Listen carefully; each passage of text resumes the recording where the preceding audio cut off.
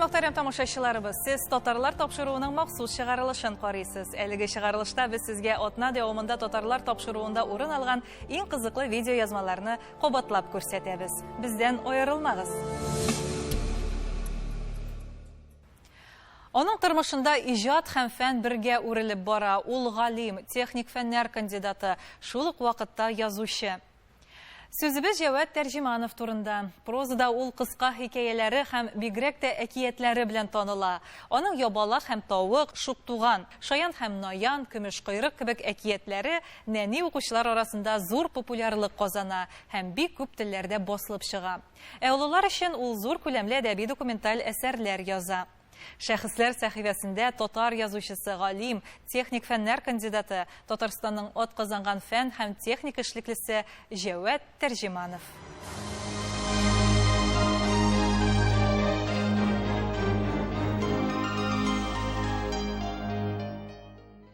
Уйнаган да уйнаган, ә шулай да шаярып туймаган. Җәвәт Тәрҗимановның Тукран малае Шуктуган әкияте балаларны эшкә өнди, табигатьне яратырга, сакларга өйрәтә. Әлеге әсәрне ул 1962 елда язган. Кызына багышлый, соңрак аны сәхнәләштерәләр дә, аудио язмаларын булдырганнар, ул дәреслекләргә дә кертелгән. Чит ил балалары да әкиятне яхшы белә. Җәвәт Тәрҗимановның Тукран малае Шуктуган дигән әсәре 20дән артык телгә тәрҗемә ителгән. Алар арасында Молдова, румын, венгр, һинд, гарәп һәм фарсы телләре дә бар. Әлеге басылып чыккан китапларының тыштыкларын ул үзе өчен җыеп табарган. Җәвәт Тәрҗиманов зыялы гаиләдән. Әнисе ягыннан Тукайның беренче шигырьләрен бастырган күренекле шәрәфләр. Әтисе ягыннан Тәрҗимановлар, мулла, дин белгечләре. Кыскасы, ул дини интеллигенция нәселеннән була. Безнең җирлектәге мөселман дөньясының зур кешеләр аралашкан һәм алар көрәштәш булган кешеләр. Аларның язмышлары да төрлечә. Барып чыккан инде күбесе зәлифләнгән һәм ул туядыр, ягъни үзеннән бу инде асыл затлар нәселенә, асыл сөякләр нәселенә. Уларны иштән кайчакта кайбер кешеләргә ошап та бетмәгәндер бәлки. Һәр хәлдә ул туры сүзле иде, туры чыгышлары бик ачык хәтерлим. Айрыша балалар әдәбияты турында сөйләшкәндә кызып китә торган булган. Киләчәк буыны ничек тә белемле итеп күрергә теләгән. Ул узган гасырның 60нчы елларыннан актив иҗат итә. Яраткан балалар язучысы булып таныла. Шунысы үзенчәлекле, татар иҗатчылары күбесе авылдан чыккан, ә ул шәһәрдә, Яңа Бистәдә туган. Шунда татар урта мәктәбен төгәлләгән. Нәкъ менә мәктәптә укыганда китап җыны кагыла да инде. Аның иҗаты пионер вакытта, мәктәп елларында башлана. Беренче шигырьгә Яшь Ленинче газетасында басылып чыга безнең Җавап исемле. Ә инде мәктәп тәмамлаганда аның җыен китабы басыла. Сугыш вакытлары мәктәпне алтын медальгә тамамлый һәм Казан химия технология институтына укырга керә. Аны да кызыл дипломга төгәлли. Авыр сугыш вакытларында булга карамас аспирантурасына дәвам итә. Уку белән бергә заводларда эшли. Сугышка китәр алдыннан остазы Абдулла Алиш белән озак кына сөйләшеп утыралар. Ул аңа үзенең хәер-фатихасын бирә. Кулъязмаларын укыганын һәм бик ошатканын әйтә. Сугыш елларында уку белән бергә хәрби заводта станоклар көйләүче мастер булып эшли. 1950 елда кандидатлык диссертациясын яклый. Казан химия технология институтында доцент булып эшли. Шул вакытта гыйльми язмалар журналы редакторы да була. Җәвәт Тәрҗиманов галимнәр турында документаль әсәрләр авторы да. Галим буларак үзенең белемен, эрудициясен күрсәткән һәм тикшерүче буларак танылып алды. Бигрәк тә шушы Лобачевскийга багышланган әсәрләре күп мәртәбә басылды. Рус телендә дә, бүтән телләрдә дә күп тиражлар белән. Хәтерлим аның 300 мең тираж белән басылган чакларны хәтерлим. Ул бер әсәр 300 мең, уйлап карасагыз, ул бик зур тираж. Фән белән иҗат һәр вакыт үрелеп бара. Мисал өчен әкиятендә ярканатларның үзенчәлекләрен балаларга физик законнарга нигезләнеп аңлата. Аларның күрмичә дә бөҗәкләр аулавын да фәнни яктан күрсәтә. Һәр әсәреннән гыйлем алырлык. Җәвәт Тәрҗиманов ул әле истәлекләр дә язып калдырган безгә. Балачак сабаклары дигән китабында, мәсәлән, әнием тәсбихлары дип аталган бүлектә ничек итеп әнисенең тәсбих тотарга өйрәтүен һәм менә чын күңелдән үзенең гөнаһ кылган булган тәүбәгә килү моментларын сөйли. Һәм дә шулай Тукай белән кузна уйнау дигән нумизмат һәм башка эстәлекләрдә укыйсың, шушы төшер кешеләре ул күз алдына килеп баса. Ягъни син үзең дә алар белән болашакка кайтасың, алар вакытына, алар мөхитенә. Шул кадәр итеп йөрәккә үтеп керерлек яза Җавад Тәрҗеманов. Әсә балалар өчен язган беренче әкиятемне Камил безгә сөйләр өчен Җавад 51 ел. Бу китапны минем әтием Җавад Тәрҗеманов ул аның язган минем әнимә 39 елда чыккан беренче китабы. Балкырты һәм ишәк дигән китап. Җавад Тәрҗеманов күп кенә әсәрләрен үз балалары, оныкларына да багышлап язган. Алар янында үзен сабыйларча тота белгән, шаярткан, уйнаган. Он был очень веселый и, я бы даже сказал, озорной. Я помню, что мы когда ездили иногда в трамвае, например, и сидели на одном сиденье, если там в переднем кресле какая-то девочка сидела, он мог ее там за косичку дергать, а потом смотрел на меня, как будто это я дернул. И она оборачивалась, и, естественно, думала, что это я дернул. Вот такие вот были забавы. Когда я приходил туда в дом, а я ведь как бы пришедший в эту семью, или я слышал стук машинки пишущей, вон у нас там такие, я вижу, такие замечательные старинные машины, пишущие машинки. Или голос постоянно с таким страстью. Он не мог говорить просто так, как академические ученые говорят. Он всегда говорил со страстью, он всегда был, вот мой сын говорил, озорной, да, верно. И в этом смысле он заполнял комнату полностью, абсолютно.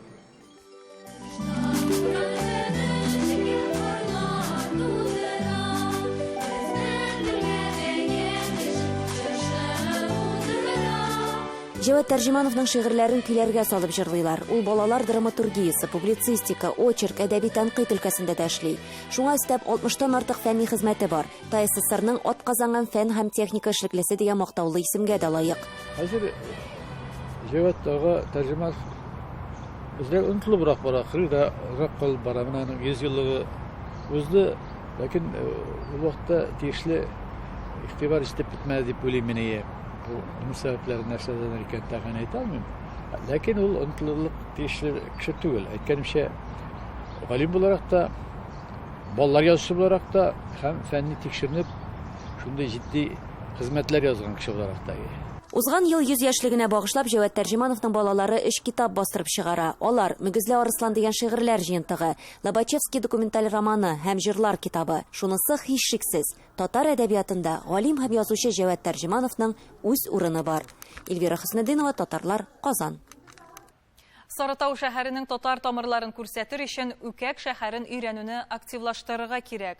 Бу хакта Татарлар редакциясенә өлкәнең татар милли мөхтәрияте рәисе һәм тарихчы Камил Әбләзов сөйләде. Барысы да аңлашылсын өчен хәзерге Сарытау урынында элек Үкәк шәһәре булган. Ул 13нче гасырда Алтын Урда каласы буларак оешкан, шәһәрдә тәңкәләр сугылган, обсерваториясе булган. Белгеле булганча Совет чорында Урда тарихын өйрәнү тыелды. Һәм соңгы 30 елда Сарытау татарлары Үкәк шәһәрен күтәреп чыкты, хәтта ЮНЕСКО исемлегенә кертергә тәкъдим итте. Ләкин татар тарихын мәңгеләштерер өчен татар тарихчылары, археологлары тарафыннан Үкәкне җитди өйрәнү җитми. Айзат Шәймәрдәнов Алтын Урда дәүләте шәһәренә юл тотты һәм галимнәр белән аралашты.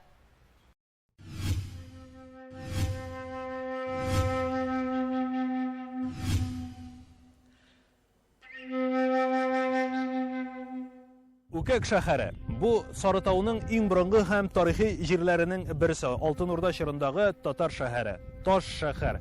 Үкәкнең иң бийек ноктасы диңгез дәрәҗәсеннән 136 метр биеклектә урнашкан. Ягъни бу Хеопс пирамидасы белән бер дәрәҗәдә дигән сүз. Хәзерге вакытта без борынгы шәһәр җирләренең көньяк өлешендә басып торабыз. Монда гаҗәеп матур табигать күренеше. Сул якта миннән Идел елгасы, шушыннан ук Сарытау күренә һәм гомумиләштереп әйткәндә, Сарытау татарларының данлы, шанлы тарихы нәкъ шушы җирләрдән башлана. 13-нче гасыр уртасында Үкәк шәһәренә нигез салына һәм аның чәчәк аткан чорында биредә 20-25 мең кеше яшәгән дип исәпли тарихчылар. Инде 14-нче гасыр ахырында шәһәренә Аксак тимер җимерә. Шуннан соң исә Алтын Урдада ваба чире тарала, халык кырыла башлый һәм шәһәр юкка чыга.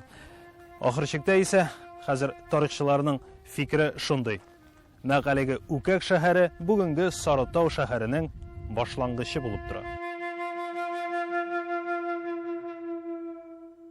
Это город в центре России, который сохранился. Это город, который имеет обсерваторию, монетный двор. Самая лучшая переправа на Волге для караванов. Это все Укек. Марка кирпича, которым сложено здание Укека, достигает до 200.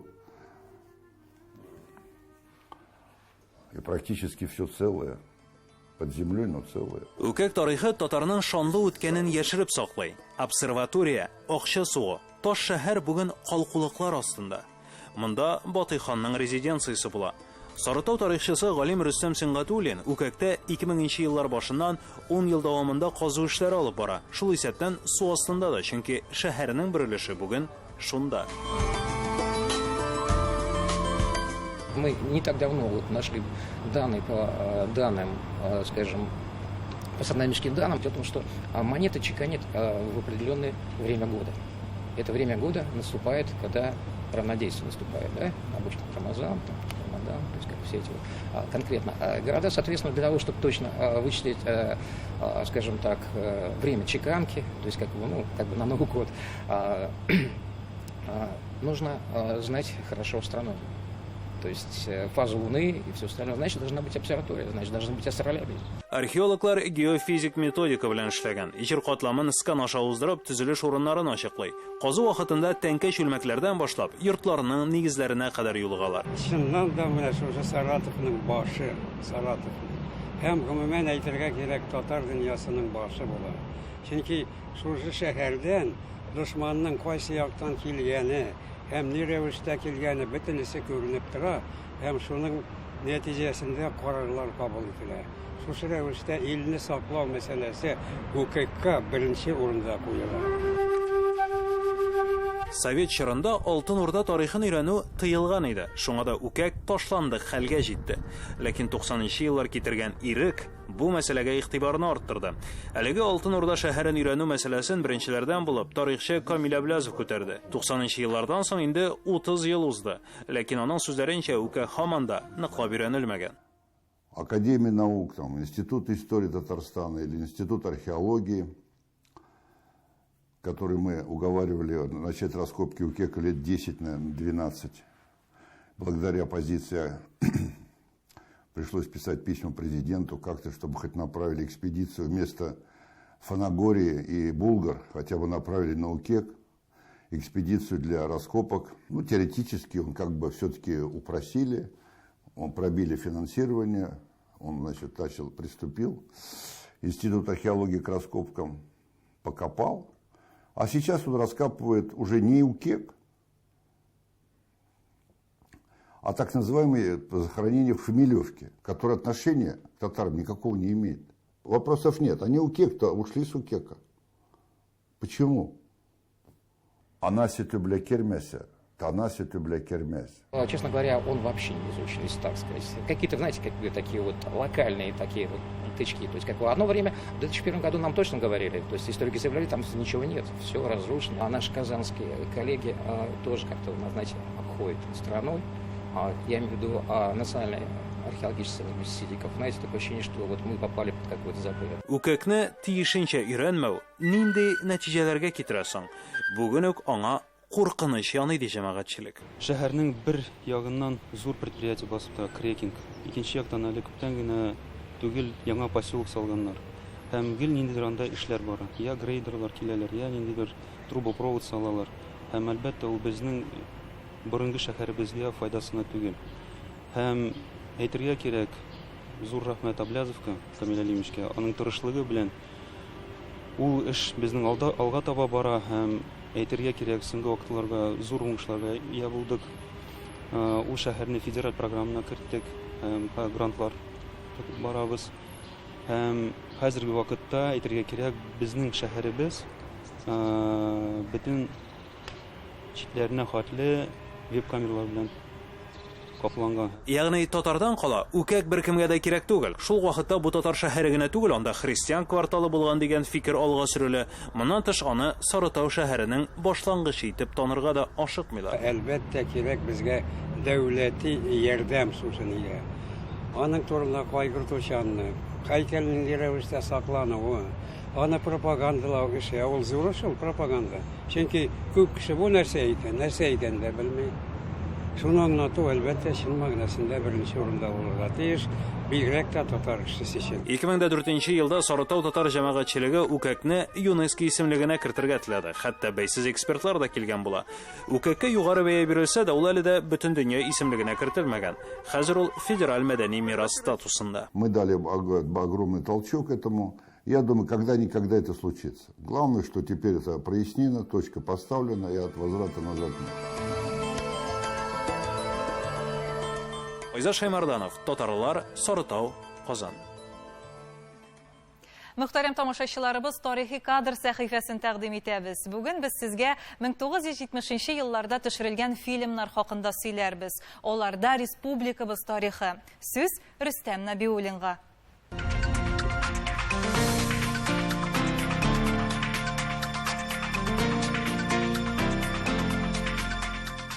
Исәнмесез, хөрмәтле тамашачыларыбыз. Замандашларым белән хәтер яңартып алыйм әле. 1970 елларда Казан телевидение студиясында эшләгән күренекле шәхесләр, алар иҗат иткән документаль телевизион фильмнар турында сүзем. Күренекле шәхесләребездән Виктор Иванович Беспалов Казанга 1970 елның мартында Новосибирскидан күчеп килгән иде. Ул анда студияның баш режиссеры булган. Казанга килгәчтендә үзенең тәҗрибәсенә таянып, җиң сызганып эшли башлады. Нәтиҗәдә ул ТАИСРның атказанган сәнгать эшлеклесе дәрәҗәсенә иреште. Инде Казанда эшләгән фильмнардан Совет Татарстаны фильмының берничә сериясын эшләде. Республика минем Татарстан, Нефть тудырган шәһәр, КАМАЗ башлана, КАМАЗ дәвам итә дигән, шул вакыттагы актуаль проблемалар күтәргән документаль фильмнары республика җәмәгатьчелеге тарафыннан җылы кабул ителде. Ул шул заманның мөһим кинодокументы булып танылды. Инде сүз башлауның сәбәбе аның республика җәмәгатьчелеге тарафыннан танылып, инде республика дәрәҗәсендә зур казанышка әверелгән фильмнар да булды. Аның Кырлай фильмы, Татар гармуннары һәм Нәҗип Җиһанов музыкасы дигән телевизион музыкаль фильмнары нәтиҗәдә республикабызның Габдулла Тукай исемендәге дәүләт премиясына тәкъдим ителде.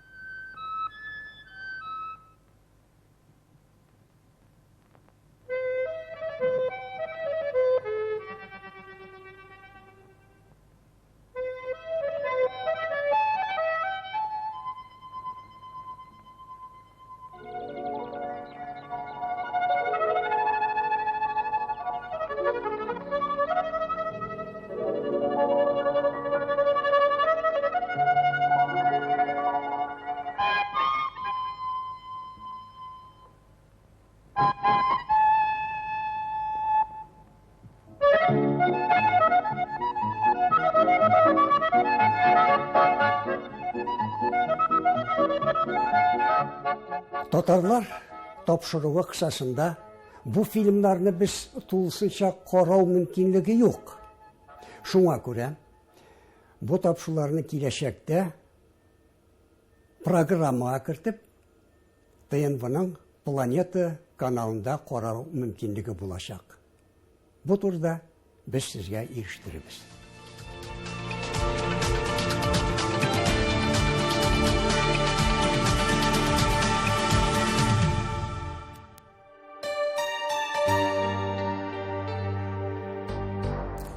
Татар телен саклау һәм дә үстерү ул менә шылбыр шикелле күз алдына китерә кирәк аны. Гаиләдән алып фәннәр академиясенә кадәр араны әгәр дә без тутыра алсак татар теле, шунда без татар телен саклап кала алабыз. Әгәр дә без өйдә генә сөйләшсәк, мәктәпнең беренче классларында гына сөйләшсәк, ул шул үй теле булып калачак. Кандидатлык, докторлык диссертациялар һәм дә фәнни эшләрне татарча язсак, менә анда татар телен саклап калырга була инде. Әгәр күп кенә галимнәр миңа сорау бирәләр. Соң аны кемнәр укыр? Кем анага игътибар итә шушы ачылышка, фән ачылышына? Алар бит аны тәрҗемә итә алар. Менә безнең бит галимнәребез инглиз телләрен тәрҗемә итәләр бит, немец телләрен тәрҗемә итәләр бит, татар телен, рус телен тәрҗемә итәләр бит. Рус теле. Шуңа күрә аннан соң кайберләр әйтәләр, менә ни дип, хәзрәт телләр, безнең татар телендә аның кадәр сүз бар, ник булмасын? Нигә булмасын? Әле менә мин үземнекен түгел, үзем фикерем түгел. Статистика буенча татар телендә 200 мең сүз бар. Рус телендә 140. Минеке түгел, бу статистика бит инде. Шуңа күрә татар теле бик бай ул. Тапшыруыбызны Татарстанның халык язучысы Аяз Гыйләҗев язып калдырган татар кануны белән төгәллибез. Үз халыкның үткәнен бел, аның чын тарихы белән кызыксын. Өйрән һәм башкаларга да шуны сөйлә. Үткәне юкның киләчәге юк. Сау булыгыз.